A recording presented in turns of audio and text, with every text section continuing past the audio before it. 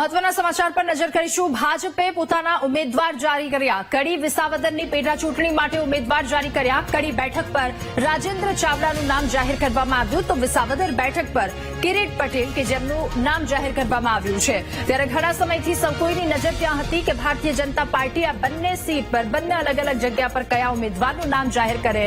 આખરે એના પરથી પડદો ઉચકાઈ ગયો છે। નામ સામે આવ્યું। કડી અને વિસાવદરની પેટા ચૂંટણી માટે ઉમેદવારો જારી કરાયા છે। કડી બેઠક પર રાજેન્દ્ર ચાવડાનું નામ અને વિસાવદર બેઠક પર કિરીટ પટેલનું નામ જાહેર કરવામાં આવ્યું છે। વધુ માહિતી મેળવીશું। સંવાદદાતા મેહુલ આપણી સાથે ફોન લાઈન પર જોડાયા છે।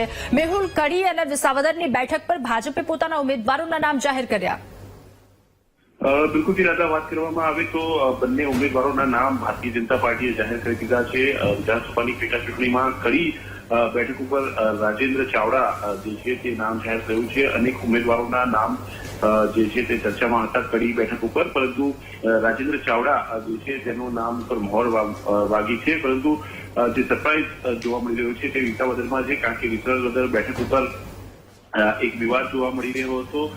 બે જે પૂર્વ ધારાસભ્યો જે છે તે બંનેની વચ્ચેની લડાઈમાં ત્રીજા જે ઉમેદવાર છે તેનું નામ જાહેર થયું છે।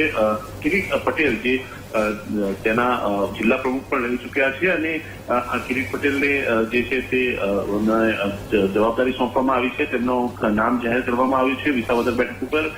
ખાસ ભૂપત ભાયાણી જે છે તેમના નામની ચર્ચા હતી, કારણ કે આમ આદમી પાર્ટીમાંથી તેઓએ રાજીનામું આપ્યું હતું ને ત્યારબાદ તેઓ ઉમેદવારી કરે તેવી સંભાવના હતી, પરંતુ તે પહેલા કોંગ્રેસમાંથી આવેલા જે ઉમેદવાર હતા તેમને લઈને હાઈકોર્ટની અંદર વિવાદ પણ થયો હતો। પરંતુ હવે આ બંને નામોની ચર્ચા સિવાય કિરીટ પટેલના નામની જાહેરાત જે છે તે કરવામાં આવી છે। આવતીકાલે બંને ઉમેદવારો જે છે પોતાનું ઉમેદવારી પત્ર ભરશે। આવતીકાલે અંતિમ દિવસ જે છે તે છે ઉમેદવારી પત્ર ભરવાનું વિધાનસભાની પેટા ચૂંટણી સંદર્ભમાં।